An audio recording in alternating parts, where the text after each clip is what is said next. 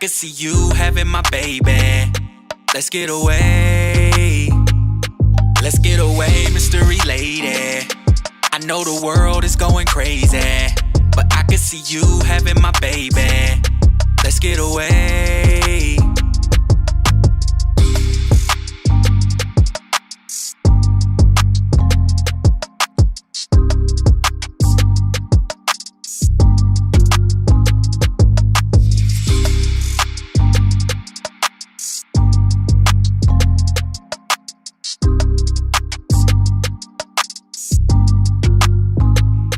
Let's get away, mystery lady. I know the world is going crazy, but I could see you having my baby. Let's get away. Let's get away, mystery lady. I know the world is going crazy, but I could see you having my baby. Let's get away.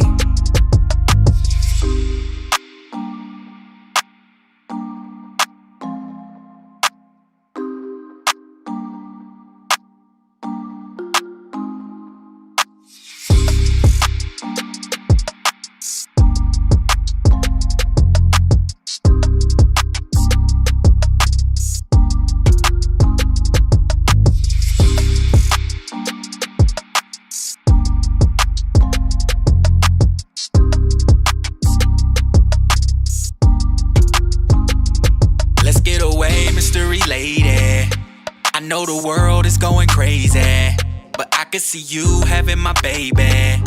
Let's get away. Let's get away, mystery lady. I know the world is going crazy. I could see you having my baby. Let's get away. Let's get away, mystery lady. I know the world is going crazy.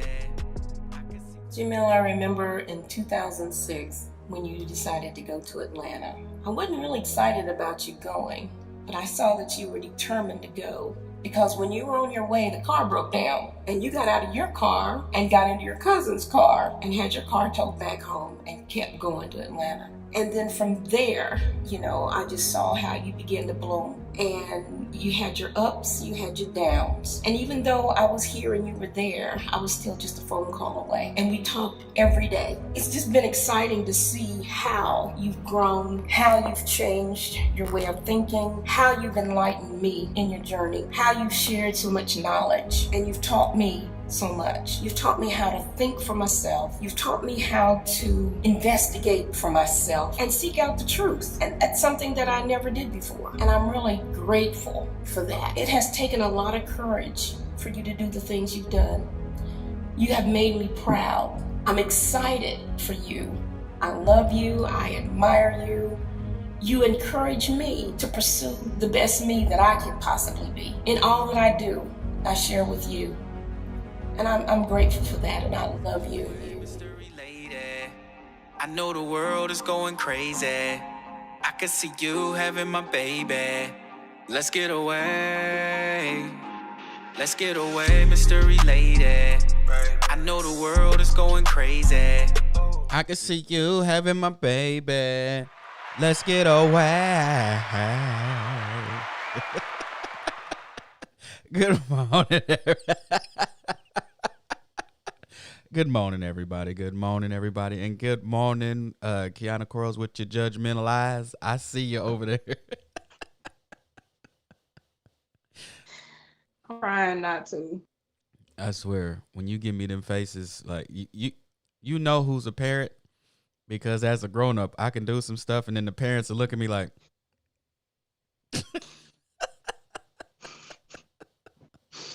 like I'm about to get a whooping or something. Good morning, everybody. First, I want to start out giving my big cousin in Cincinnati a happy birthday. Happy birthday, James.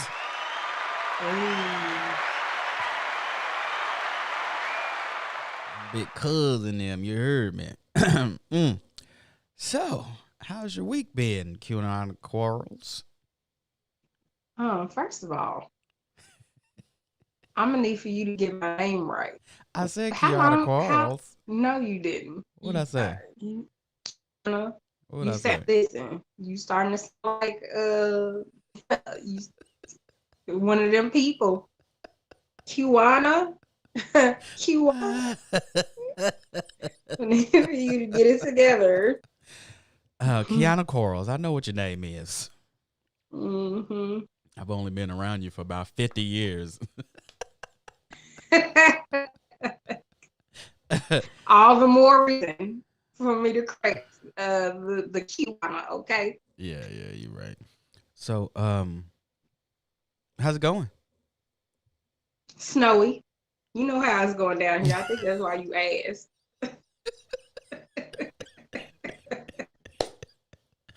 See, I'm not going to be Petty McPetty today.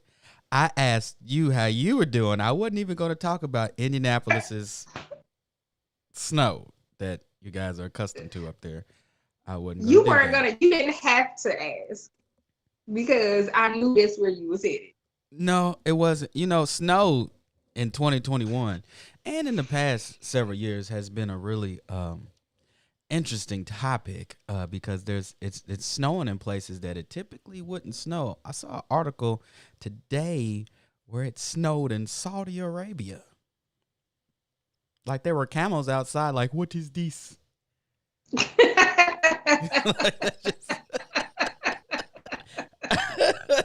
They just sitting there in the snow like, this is some bullshit. What is this? And then you do with this shit? And then you see what's happening in Texas. I'm like, gee, willikers. And I know several people that live in Texas, and I've been communicating with them a little bit. And man, yeah, like it's going down in Texas. Yeah, I have.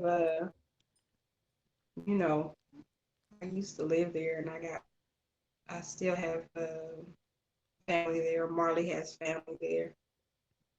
So I am the weather advisory team for folks who who live in Texas. You giving out tips. This is what you want to do. Yeah. Drive on the new snow. Don't drive on the snow that everybody's driving on because that becomes ice. How did you know? Well, you learn how to drive in snow as kids in Indianapolis, Indiana. Yeah, I just gave a tutorial to Madison, and I was so nervous. She drove to school yesterday for the first time in the snow. Now the streets, the main streets are decent, but them side streets are not to be messed with. Good morning, Mama Harley. Good morning, Mama Harley. Good morning, baby. Yeah, those streets are looking. You know the show don't start until my mama show up. You know what I'm saying? She shows up in a firm like, hey, I'm here. Y'all can get started. She does. She needs some theme music when she come on.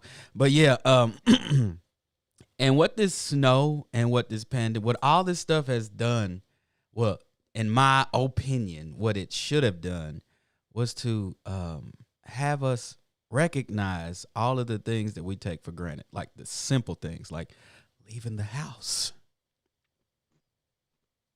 Like there's days where I'm just like, my gosh, not going outside today. Not feeling it today. Yeah, and you being are around, absolutely right about that. Being around friends and families and family members and being able to just do basic stuff.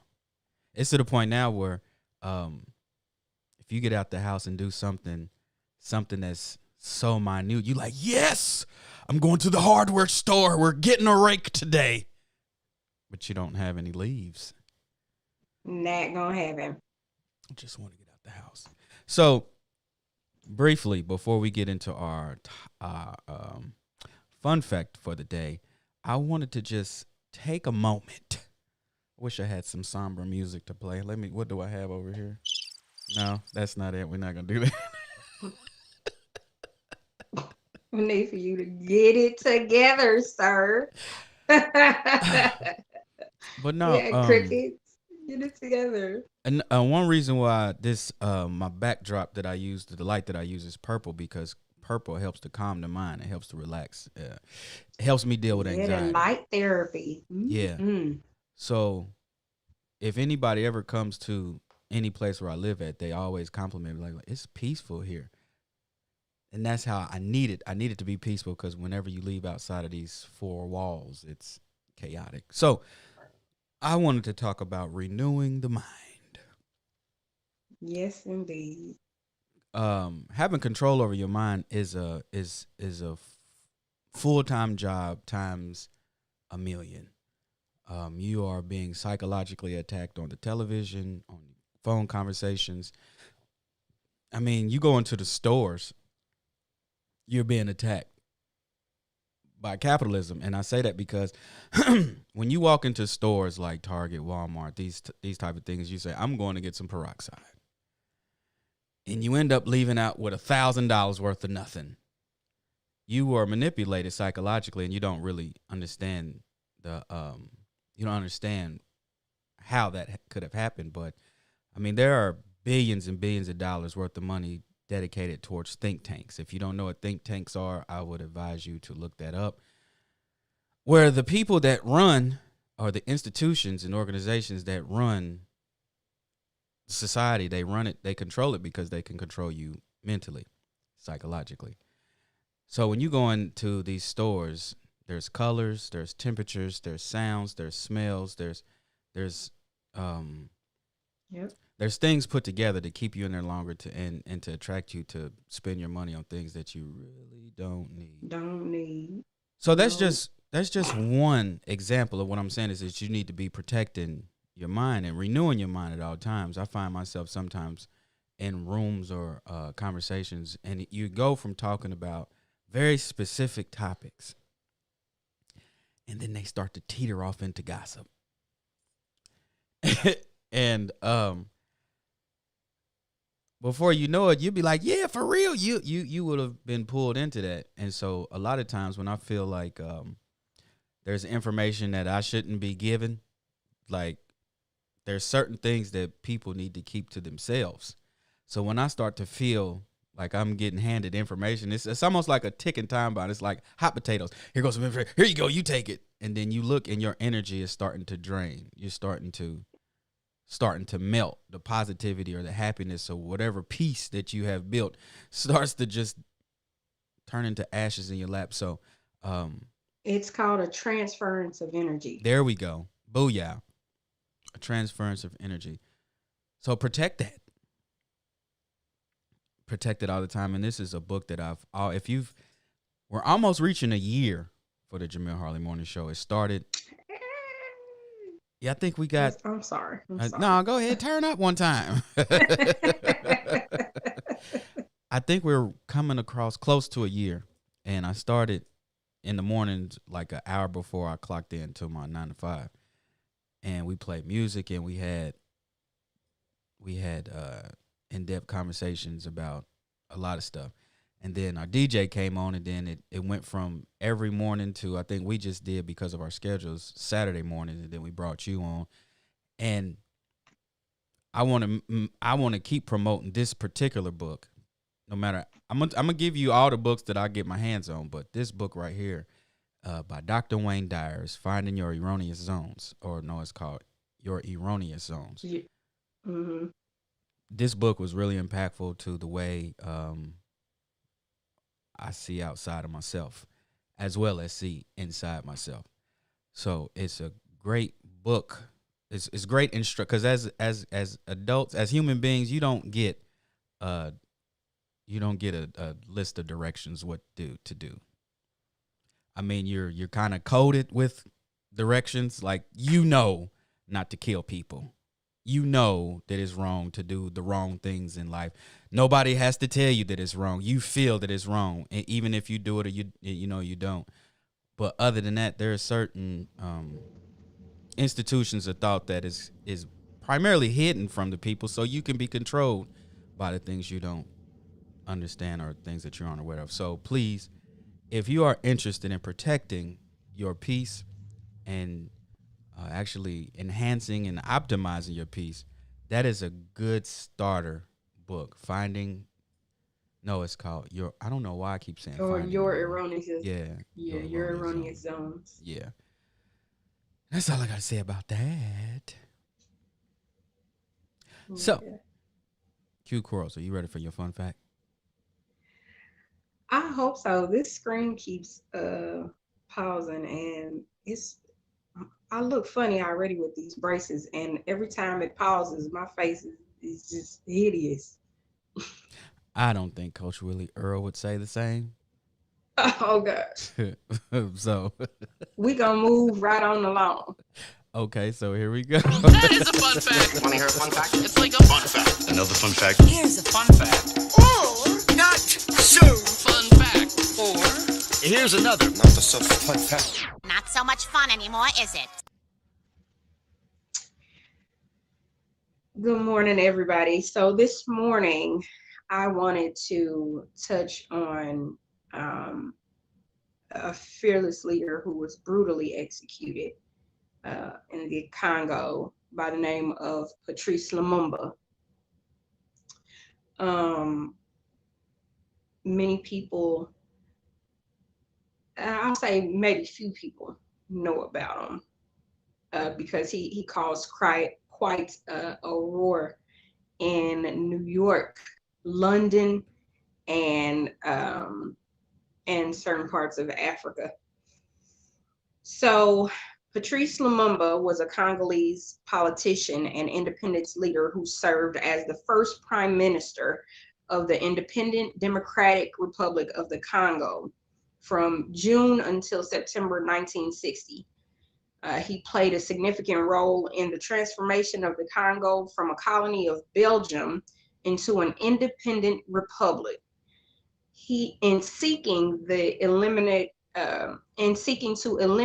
tribalism and regionalism in the Congo, Lumumba was deeply inspired by the personality and undertakings of Kwame Nkrumah and by Ghanaian ideas of the leadership necessary in post-colonial Africa. Ideologically, an African nationalist and Pan-Africanist, he led the Congolese Let him use national movement. I'm trying to tell you, baby, these braces is not working for me this morning. He was the first Congolese to speak on a narrative of the Congo that contradicted traditional Belgian views of colonization, and he highlighted the suffering of the indigenous population under European rule. Lumumba was alone among the others in the idea of what is it? I'm sorry.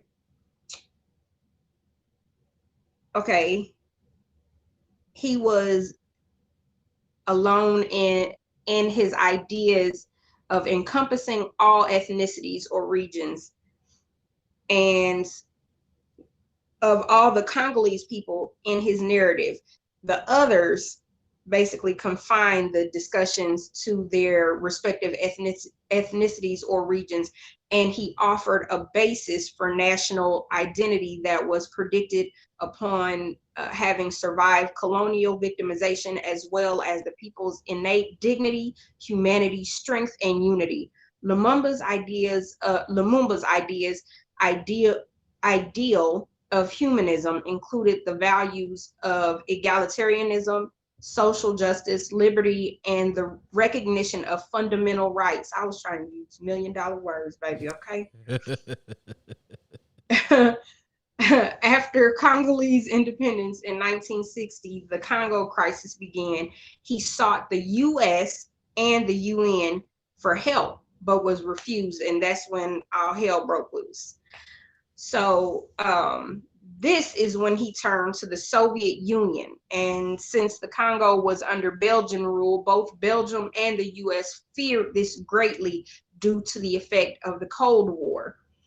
If you tuned in last Saturday, I made reference to the Cold War and discussing that of the COINTELPRO. So the US fears the Soviet so much, and it's ridiculous.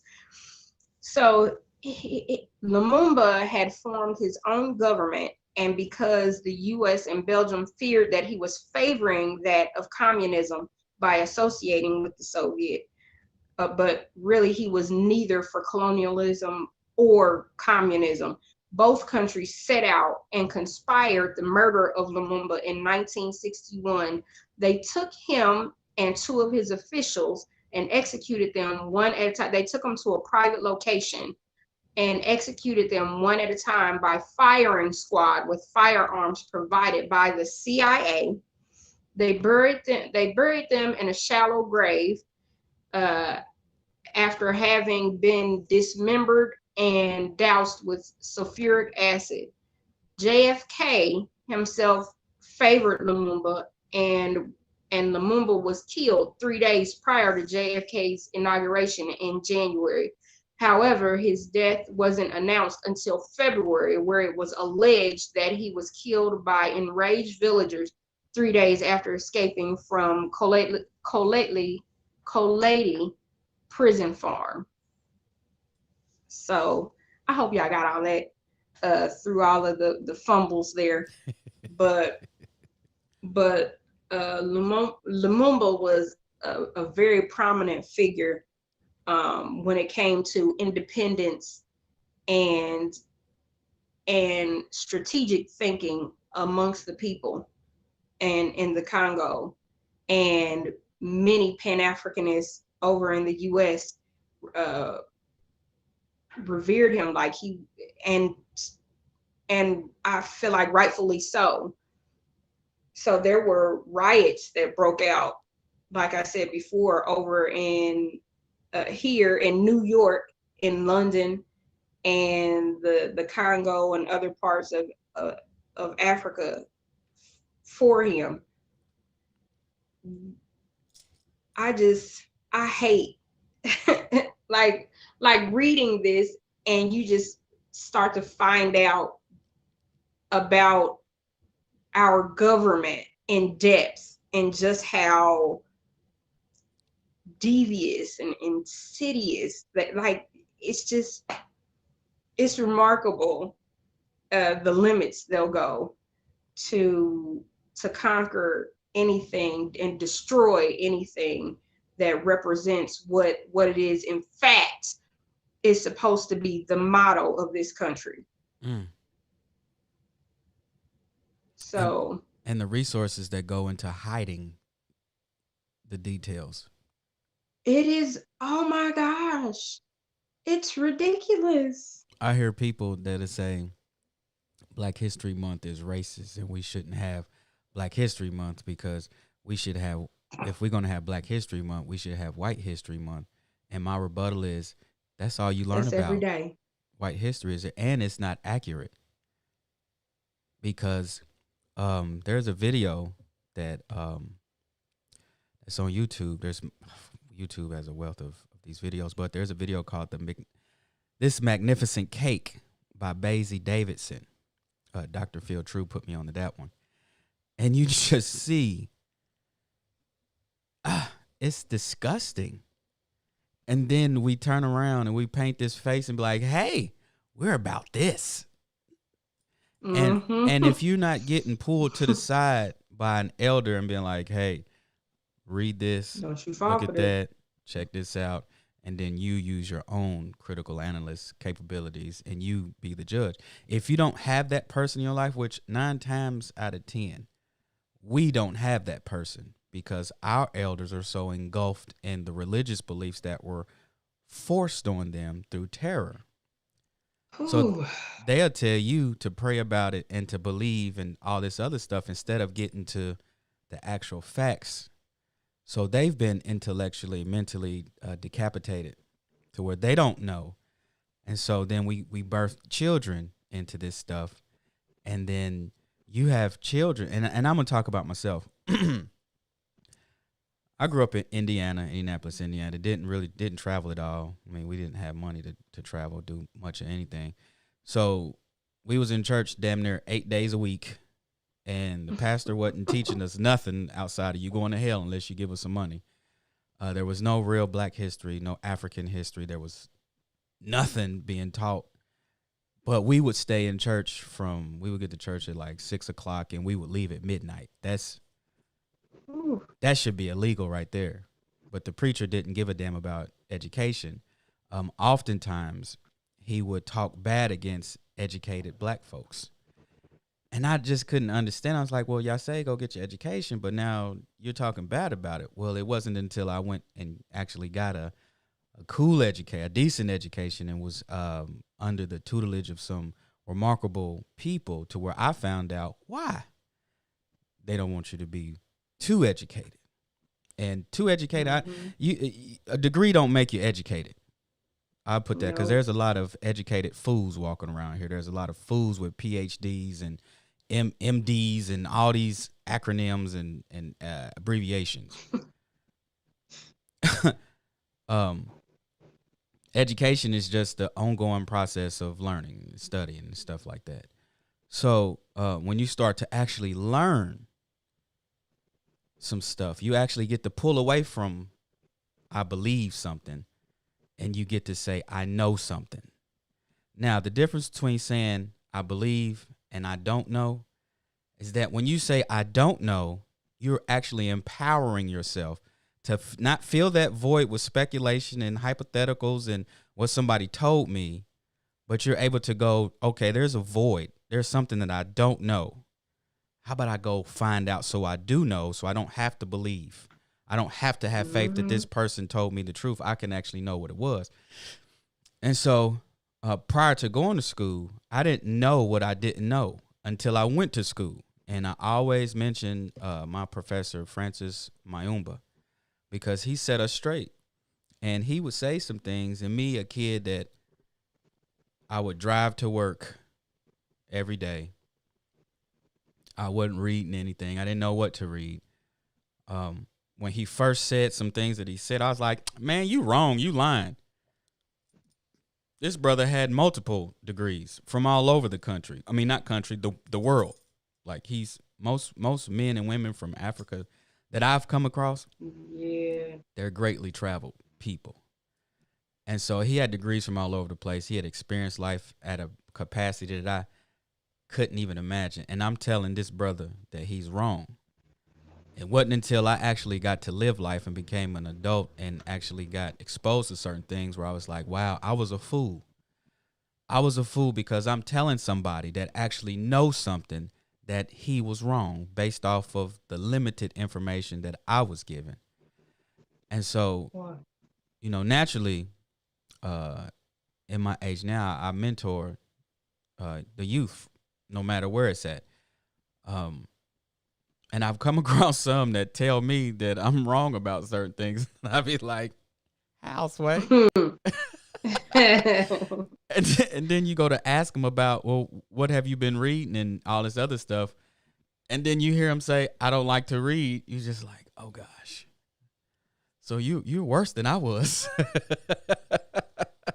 But there's so much stuff that's been hidden. And you know what? If these politicians really were going to be serious, then they would address these things and not only just give empty apologies, they would actually start to do things that would correct the wrongs. Like you saying sorry don't mean nothing if you're not going to correct your actions. You say, I'm sorry, but come here, let me keep stabbing you. Are you really sorry? You know, I hear, I don't know, man. It's wild when you start to learn about legendary people like Patrice Lumumba. Like these men and women really sacrificed their lives. Yes. Really sacrificed their life. And you know, one of my good friends, we would always have this discussion. Just, you know, we get in our vibe, we're just having discussion talks about history and things of that nature. And one question that came up one time was, do you think if he had a chance to do it all over again, would Malcolm X be the Malcolm X again?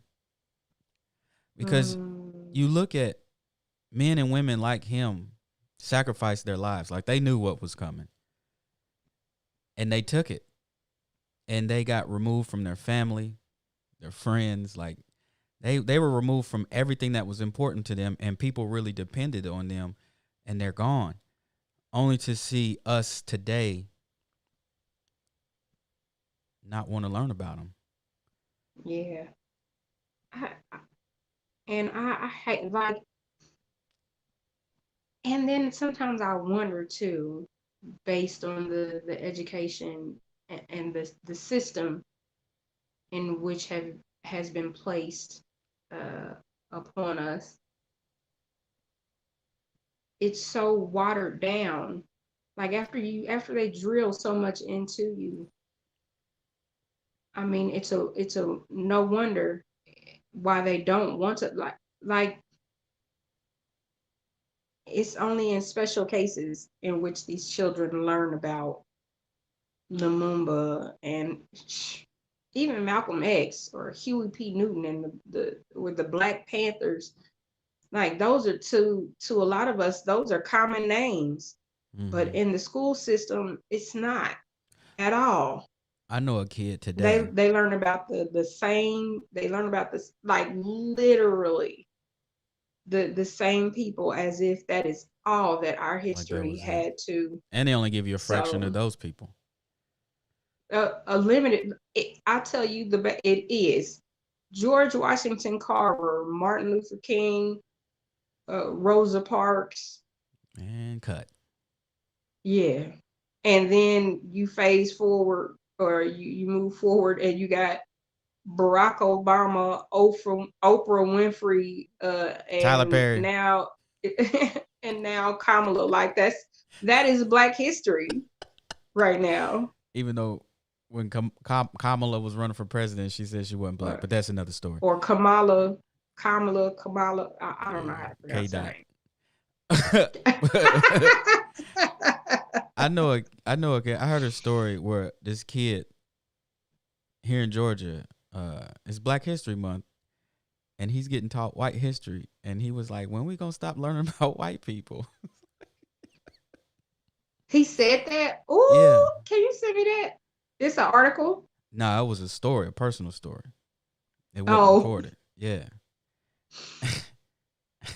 ooh, And well, when you start to hear the stories about Martin Luther King, all of the stories that are projected onto the masses that are the mainstream narratives is integration and I have a dream and things of that nature, but they refuse to talk about the powerful Martin Luther King, which he wasn't popular when mm-hmm. he was the most powerful, which is why they got, they assassinated him. No, he was more powerful when he was deemed the Prince of Peace. Yeah, there's a video where he's giving a lecture talking about the Homestead Act, and he's talking about how the government gave land, gave resources, and gave education to people, just to keep from giving the land to the people that it was due to, which were the African slaves.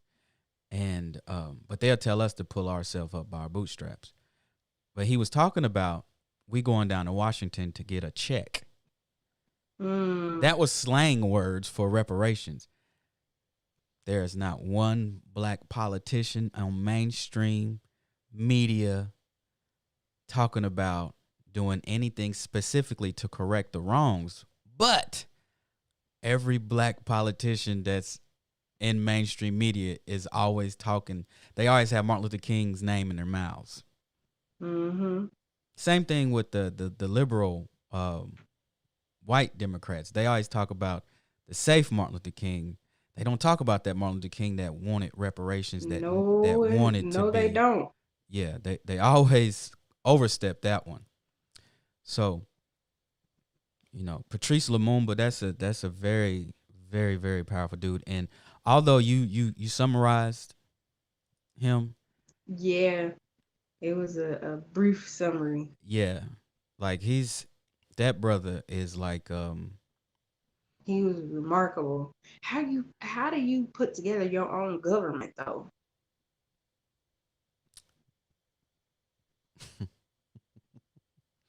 it can be done.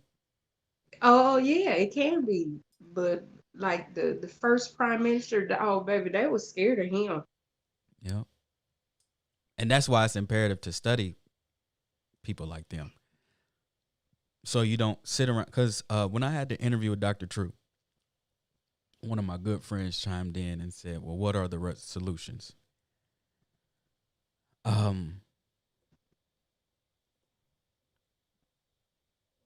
don't have to ask somebody in 2021 what the solutions are. Mm-hmm.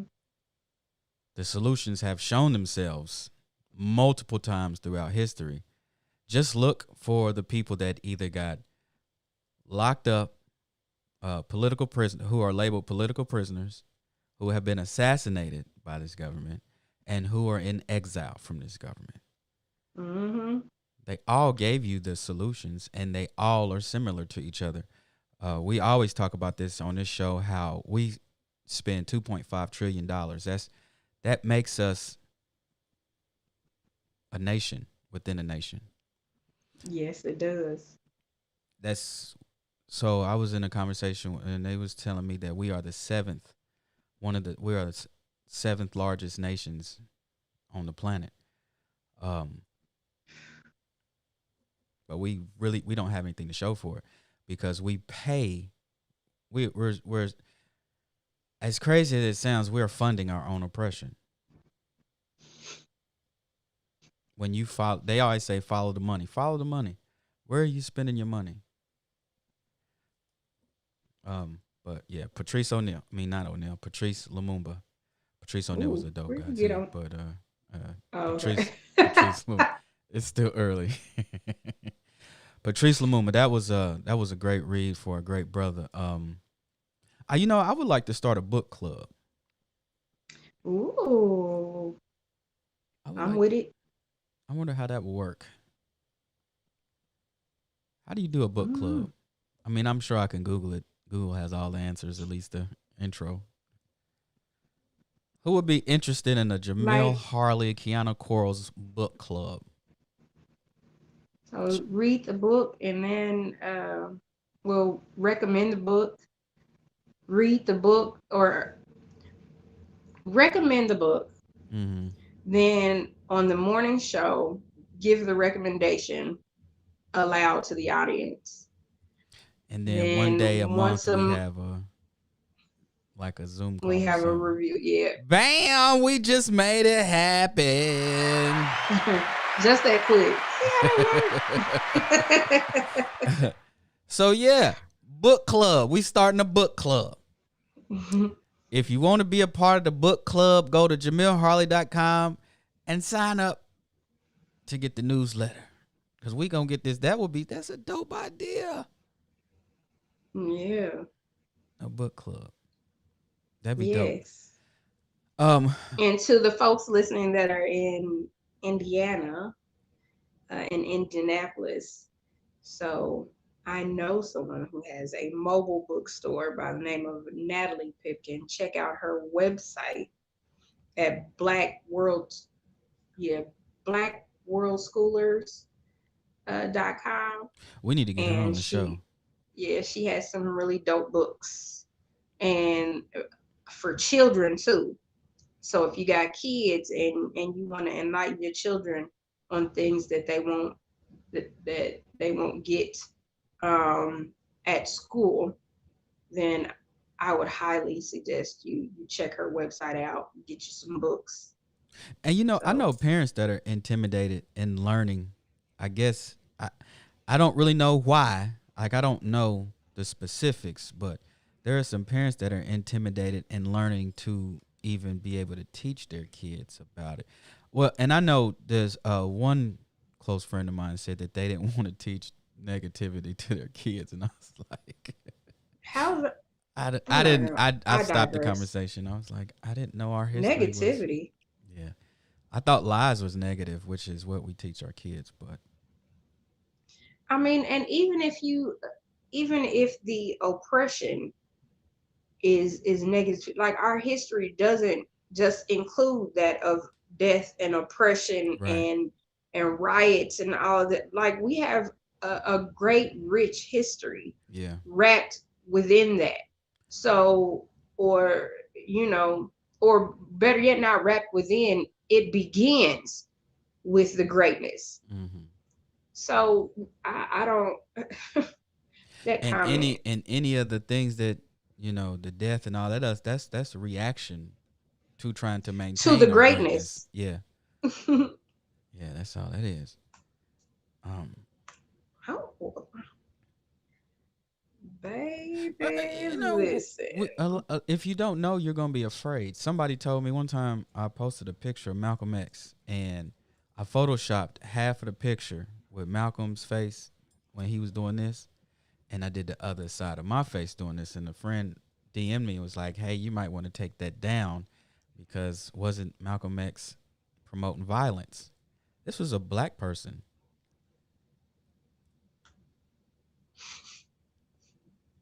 That's all I could Wasn't do. he Just gave that face promoting like, violence? what? So wanting to protect yourself was violent, not the violence that was being imposed on you. How we sink so far into what is been told to us about our people, Yeah. and like I just don't get it. We don't look at all the the death and destruction that everybody else has caused, but the moment we and we're not even seeking revenge. A lot of times these people are seeking revenge, like, or just because. And like the Ku Klux Klan and many of the other terrorist hate groups that coincide.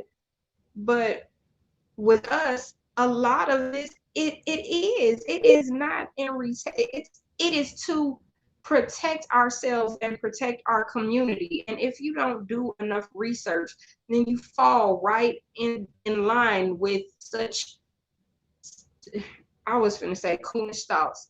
Forgive me. I'm gonna keep that side of me repressed real quick. But you like, I don't like, read. And it's beautiful. It's beautiful to read, man. When I first started studying and learning it, it was like a breath of fresh air because it was like, okay, so I'm not what they say I am. Right? I'm I'm I'm Right? I'm actually great. I come from greatness. Let me keep reading about this greatness. And the deeper you dive, sure you'll see the dark sides of what has been done to us. You will see the dark sides of a lot of us selling out. Um, but in the cake, you'll see men and women like giants Mm-hmm. as it pertains to world history, any continental history. Great, great, great, great, great, great, great things. Mm-hmm. And Lots. I think that if we were to teach our children these things, they might be more reluctant to want to be something other than ball players and entertainers.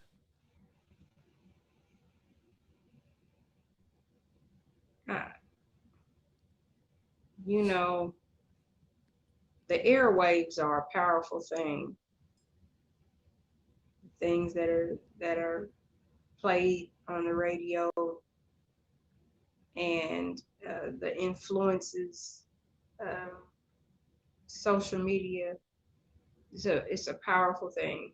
Yeah. And I'm not going to sit here and act like I'm the greatest parent in the world when it comes to trying to educate my children. Don't get me wrong, I try and educate them as much and as often as I can. Mm-hmm. But the outside world, baby, all Empty you can reload, do empty is reload. yes, all you can do is keep giving them that information, and just know that you have instilled in them the the right from wrong. Because I was watching HBO Max the other night, and I came across I don't know, like a document. I don't know if it was a documentary or whatever, but it was called Fake Famous, about how influencers on these social media platforms, how they come to be with like buying bots and doing all kinds of stuff, and uh, to to get notoriety and clout and receive free stuff and all of this stuff. And there were three people that they picked in this documentary to help make them famous, fake famous.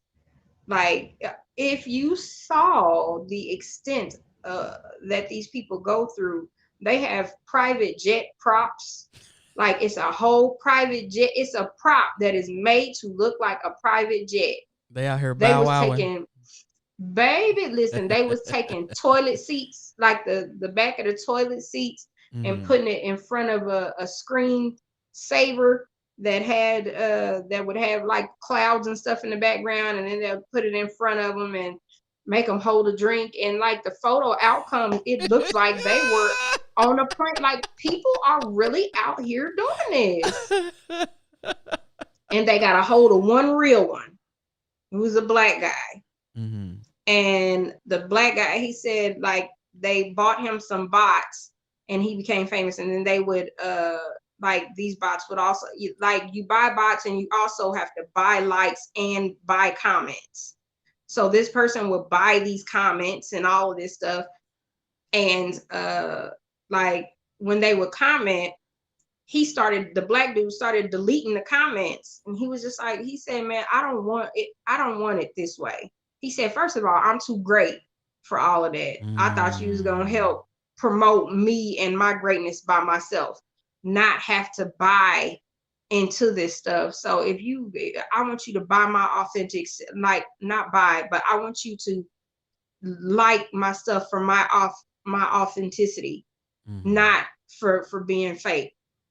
And I mean, it was just it was a mess. And he said, the guy who was doing all the promoting and buying the bots and stuff, he said, if you knew how many celebrities do this stuff, and this is the mess that is fed to our children on a daily, it impacts their confidence, their self-esteem, because all they see is stuff that's not even real. Shoot, adults too. Yeah. It's man.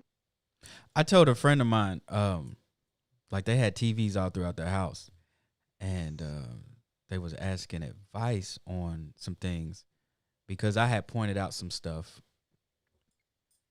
about television and the programming and what it does to the mind. I wasn't. They didn't believe me. They didn't look into nothing that I said, and then later on, it started to manifest itself. And so one thing I said was, well, you need to start taking out the TVs and start putting up bookshelves. Now, I'm not saying remove all the TVs, even though that would be ideal. I mean, I have a TV, but I rarely watch it. But I grew up in a single parent household, and my mother put as much time and effort and nurturing in us as she physically and emotionally and intellectually she could. But I look at some of us now, like as we're adults. I have a lot of friends that are married, a lot of peers that are married.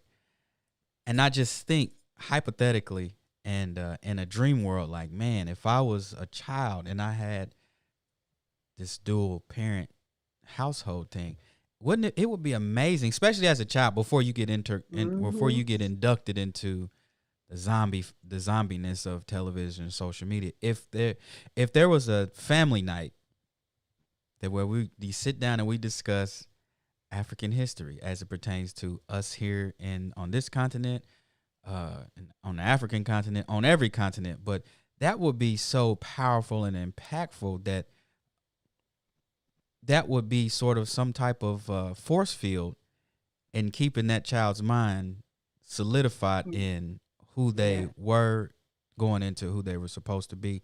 There's also another video that Dr. True put me on that which I was already familiar with Asa Hilliard to a degree, but I had never watched this video. There's a video. It's called by Asa Hilliard III, Free Your Mind to the Source, African Origin. It's on YouTube. Asa Hilliard, Free Your Mind to the Source, African Origin. And it breaks down what happens when the mind is totally being washed in the education system. It's being washed away. It's like it's being scrubbed away to when it's done, you really don't have any ties to who you were, which that's why a lot of us, we have to, if we want to know who we once were, who we are attached to, you don't have to. You can do a lot of digging, a lot of talking, a lot of research, and then you can slowly find it. Or you can take the genealogy test, which a lot of people don't want to do that because they don't know who that is that has their genetics. And a lot of people don't trust the system, but there's a lot of people that do. For what reason, I don't know. And it costs too much. In some cases, yeah, in most cases, it costs a lot of money. It's expensive, but and it depends. Well, I guess it all depends on who you trying to. Yeah. But learning who you are, so if you don't have any type of,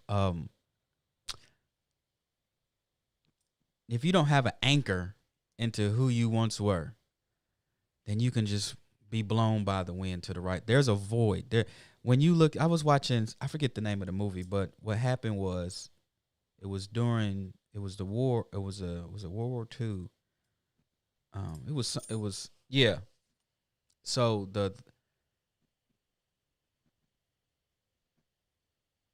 I forget who they were trying to conquer. It was a conquering force. They were trying to conquer somebody. And so they would go and they would steal their artifacts. They would steal their paintings. They would burn down their libraries. They would do these things. Were tearing down this group's culture, because once you get Benin. I don't remember the movie. I think what's Aniston's ex-husband, Brad Pitt, I think he was in it. Yeah. Or boyfriend or something. Oh, no, wasn't it? No, that wasn't no, it. Not homicide. I'm sorry. Don't let me keep messing up. Don't you jump in. No, it was because I'm trying to think. I know what movie you're talking about, and it's on the tip of my tongue, and I can't get it out.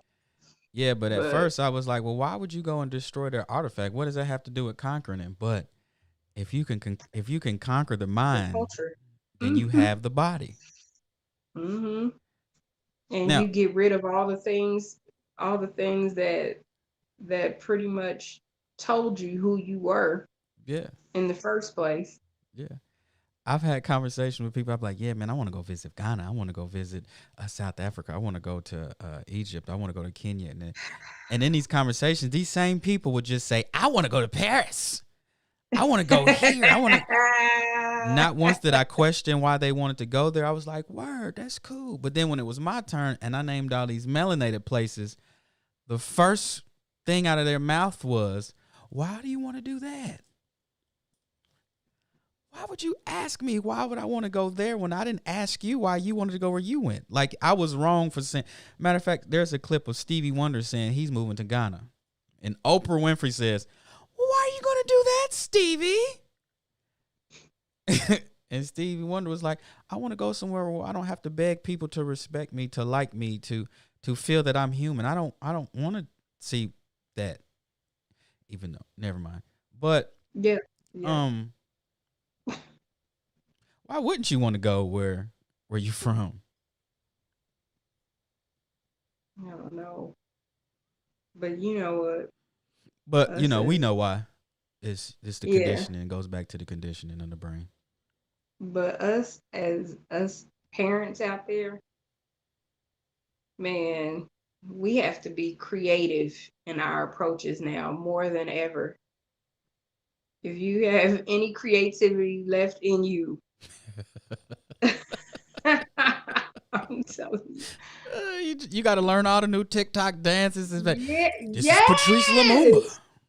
Yeah, right. Don't get them wheels turning, because I get on TikTok today. And You go viral off TikTok and on some Black History. Look now, we done Yes. said it. Somebody gonna jump on there and do it. We can go viral. Let's do it. It's too late. It's too late. It's the Koreans are doing it. I digress. Yeah. But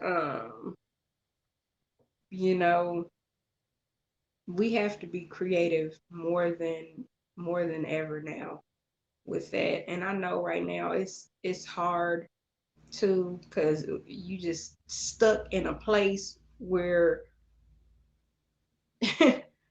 where you seeing the same people and you tired of it. Either the kids are in school, some days they ain't in school. And but now I encourage you all to be as creative as you can in your parenting, because these And teachers ain't gonna do it. and parents, let's take a break from fighting each other. For whatever reason you're fighting each other, let's take a break, because the children are who they're the ones that's the important ones now. So I don't know how you do it. I'm not a father. I don't know how it's to be done. I know it's easier said than done on the outside looking in. I understand that part totally. But if we don't get a hold of the minds of our babies, there's already a system waiting to get a hold of it. And the more that we're divided, the easier it is to take the minds of your babies.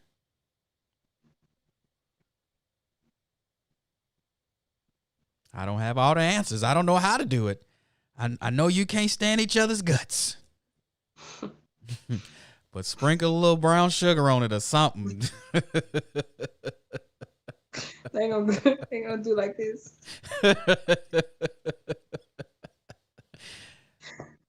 Good morning, Carolyn. Good morning, Shishi, and good morning, Prima. Glad y'all joined in. This has been like a mellowed discussion. You hear my voice? I'm talking like I'm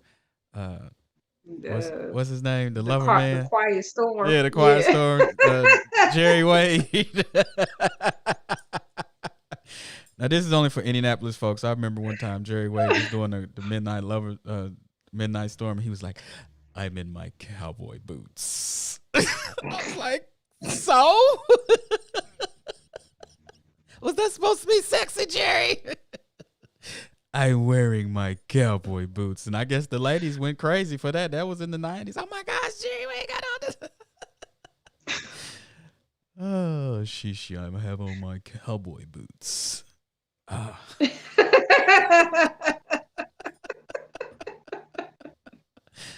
Yeah, somebody had to for him to say it, because he was feeling sexy that day. It had to be. I've never heard of that being sexy, but hey, if it does it for you, it does it for you. I have on my cowboy boots. Like, you got to move your shoulder when you say that. I have on my cowboy boots. Shout out to Jerry Wade. I know he ain't listening.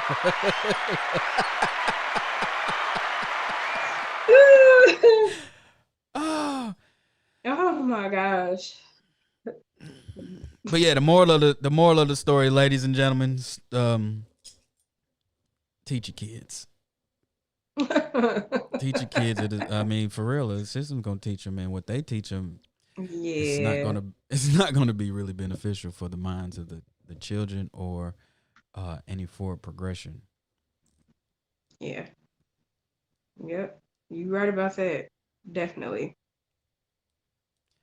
So yeah, anybody that want to sign up for that book club, go on over to www.gmail. That was too many W's, but you know what I mean. www. That's JamilHarley.com. Let's get this thing cracking. W's. Yeah, because I got some more books.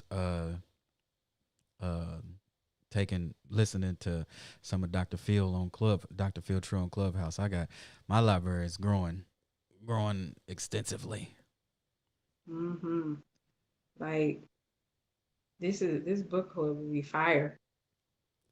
It sure would. Yeah. And then we can go on tour. I'm sitting here maniacally rubbing my hands together.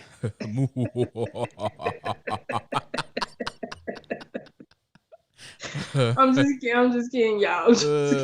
Diabolical. But it A hurts new to nation read. awaits. Matter of fact, before we get off here, you remember the story I was telling you about where this dude went to jail for forcing this woman to watch Roots? Has anybody else heard that that's listening? Chime in if you have. Some man, was he in Texas? It had to, like, the original story was dated. I think it was like last year or 2 years ago that this happened. The man he he got a hold of a white chick and tied her up, tied her He, in a chair or something like that, I and think forced he, her to watch Roots. yeah, let me see, forced to watch Roots. Baby, I saw that and was like, what is going on? No, What's going on? this was in Iowa. It says an Iowa man is accused of forcing a woman to watch the 9-hour ministry series. He forced the woman to watch the 9-hour miniseries Roots, threatening her and telling her the episodic drama would make her better understand her racism. He was 52 years old. Oh, I know. I ain't read the age. Oh, he was up there in age. He was He was like, that was listen, retaliation. she probably was being racist. It was like, I'm not racist. I have one black friend. And he was like, oh, you gonna get this work. You gonna learn about racism today. Because that one black friend ain't teaching you. But yeah, he went to jail for that. Look, she said I should be laughing. We shouldn't be laughing, but that, can you imagine somebody forcing you to sit down and learn something? Who said that? I can't see the comments. Who said that? This is a Chandra. She said I shouldn't be laughing at this.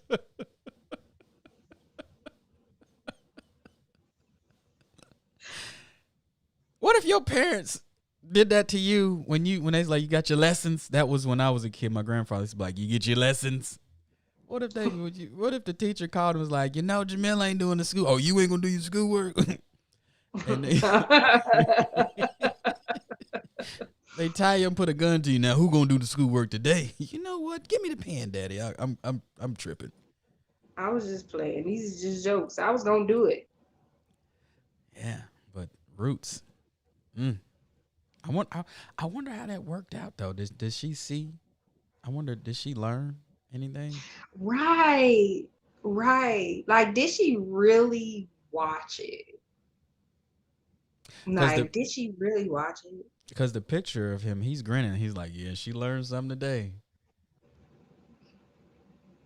That's, before I came to Indiana State, I went to University of Southern Indiana, which was only 2% Black.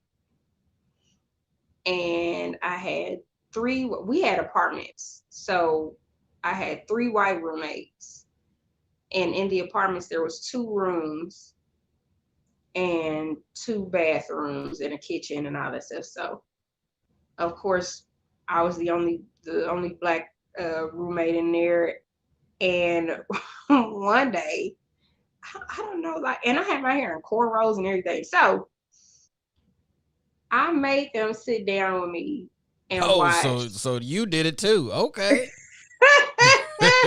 You can relate. It was Rosewood. It wasn't Roots. Okay. But when I tell you, so one of them had a rebel. She came from a rebel family. Mm-hmm. And for those who don't know who rebels are also intertwined with a Ku Klux Klan mindset. And then my roommate, she I think she was torn. So it was like her family probably had that thought process, but she probably came in contact with some Black folks and was like, oh, they're not as bad, but I still believe this. So she was torn nonetheless. It wasn't for me.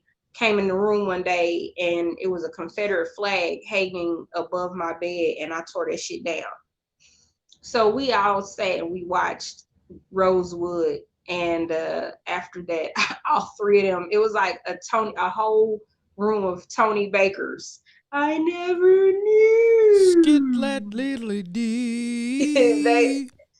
and it was wild. So we had a discussion, short-lived discussion about history as it pertains to slavery and stuff, and me telling them like this movie, this stuff, like it really happened.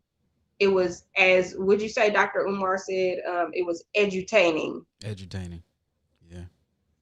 So, But as we are miseducated, so are they. mm, So but they anytime I got have some of a that day. anytime I have a discussion with any of my white peers, colleagues, associates, or friends, I often tell them, if the story of race ever comes up, which a lot of in a lot of the cases, the ones that I'm around, they already know, which I think that's what probably attracted us together. Because I'm shocked. I'd be like, oh, you knew that already. Well, shut your mouth. And you can tell that they were sort of educated in it because their actions and their rhetoric is totally different than the mainstream. Mm-hmm. And so I was speaking to this, she was probably in her late 60s, this older white woman one day, and she didn't know that white people were the first slaves in the United States. And I was like, yeah, you need to go get this book called White Cargo.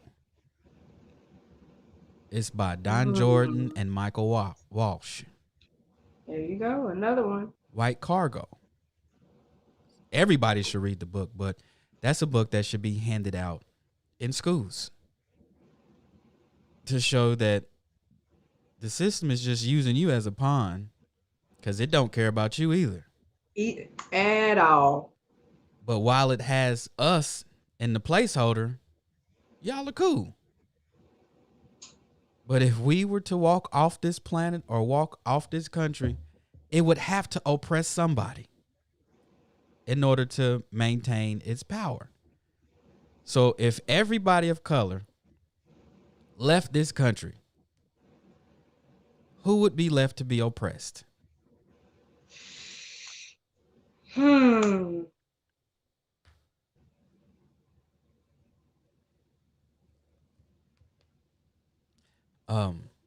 Message. So education is the ongoing process of learning. So I'm a proponent of education, and I recognize that there are some things that I thought that I knew that I didn't know. But you don't know that unless you keep studying. Yep. You don't get to a certain point and be like, "Yep, all right, that's it. I know everything. I got it all." That ain't how this works, partner. But you keep studying, you keep taking in new information, and that'll help you stay on,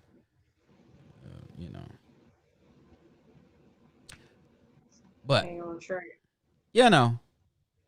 We had a nice exchange today.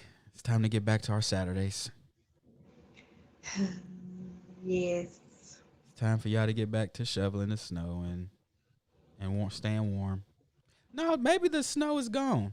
And is the snow still there? Is it melting in other places? It's still there. I'm looking out my window. It's still there. Well, Indiana, y'all don't ever let go of y'all snow. It's gonna be summertime and y'all still gonna be hoarding snow right there on East Washington Street.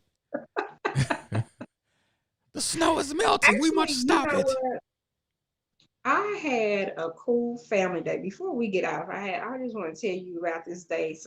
Something I haven't done in a while, and that's not really typical of me. But me and the girls went sledding. Good morning. Good We morning, went Ev. sledding yesterday, the day before yesterday. I think it was Thursday evening. We went sledding. And oh my gosh, like it was just a rejuvenation for me and my girls. Yeah. And we walked up there, first of all. you never know how far something is until you try and do that stuff in the cold and snow. Yeah, the snow will make walking around Ooh. the house far. Oh my gosh. So we got out there and it was my idea to walk in the first place.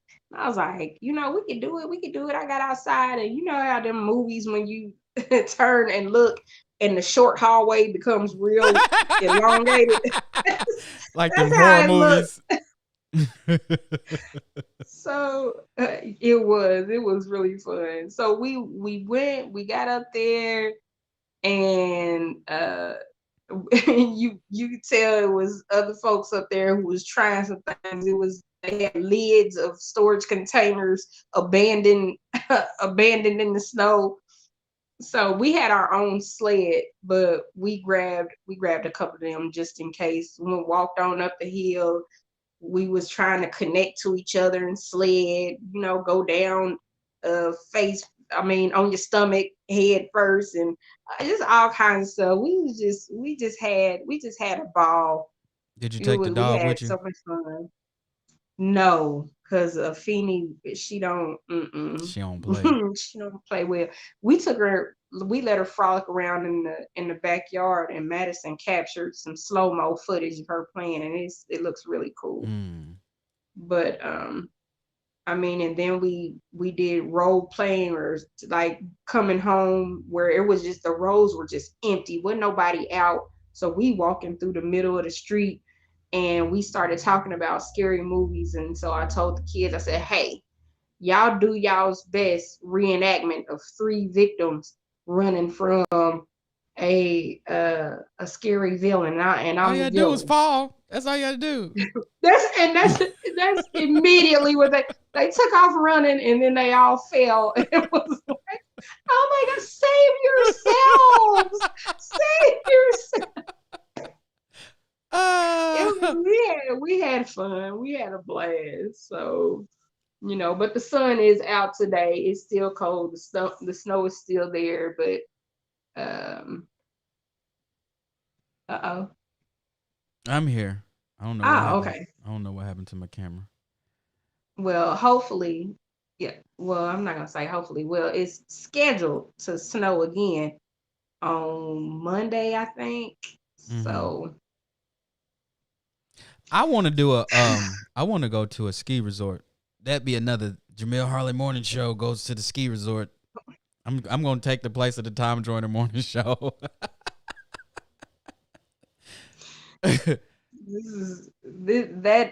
that scene is gonna be entitled "Shit That Black Folks Don't Regularly Do." Nah, but I think skiing is fun. Like I really want to learn how to snowboard. That looked fun to me. Hey, when we went up there was a guy there who had a snowboard, and he like when I tell you, we were at Brookside, so the hills are pretty steep, and to Mm-hmm. see him snowboard down that long hill, and then Madison for a moment looked like she had got on the sled, and in that crouching position, I said, "Don't you do that! Don't you do that!" We are not built for that right now. This is not what's happening. I need for you to sat on down and do this regular. So, but yeah, it was pretty neat. And it wasn't too crowded, just enough for us to have, like, we had our own little space. Everybody was, spread, far apart. So it was cool. Don't try It to was COVID. cool. Don't try to COVID it safe. But our DJ It just stepped in. Hey, What's up, fam? Good to see you, my brother. What's up, DJ? I think he You chimed in want because some I think that's him saying he wants to come snowboarding too. He wants to get into the ski scene. Hey, you know what? I honestly, I don't see it. I don't see it. But you know what? You tried and you let me know how it works out for you. Man, come on. See, Dre said Dre is gonna come. What's up, Dre? Come on, go skiing with us, man. Do you hear what he said? He wants to go snowboarding. Yeah, snowboarding, cool. Let's go. and do a segment called "Shit That Black Folks Don't Regularly Do." So, including in that will be bungee jumping and skydiving. What he said? Hold on, look what he said. He said, "I'm cool. My black don't ski."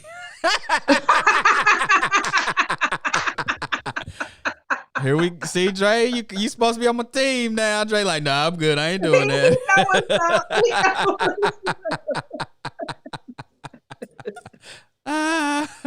So I'm gonna be the only one there. Represent. Nah, y'all go come. We gonna have Dre back there DJing.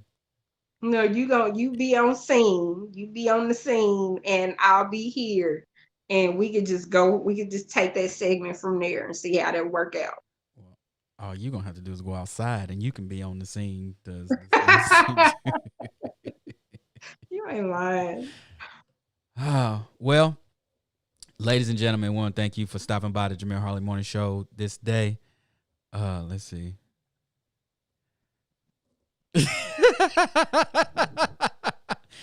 Man, whatever, man.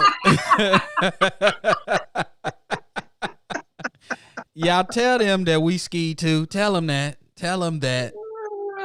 Make it make sense. Yeah, Dre gonna DJ in some skis.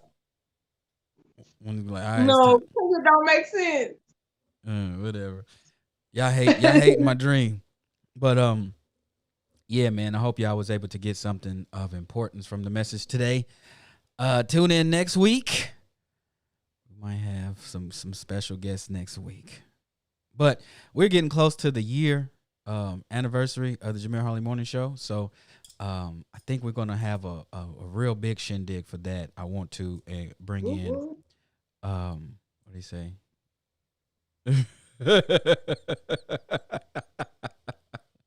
Yo, Dre, you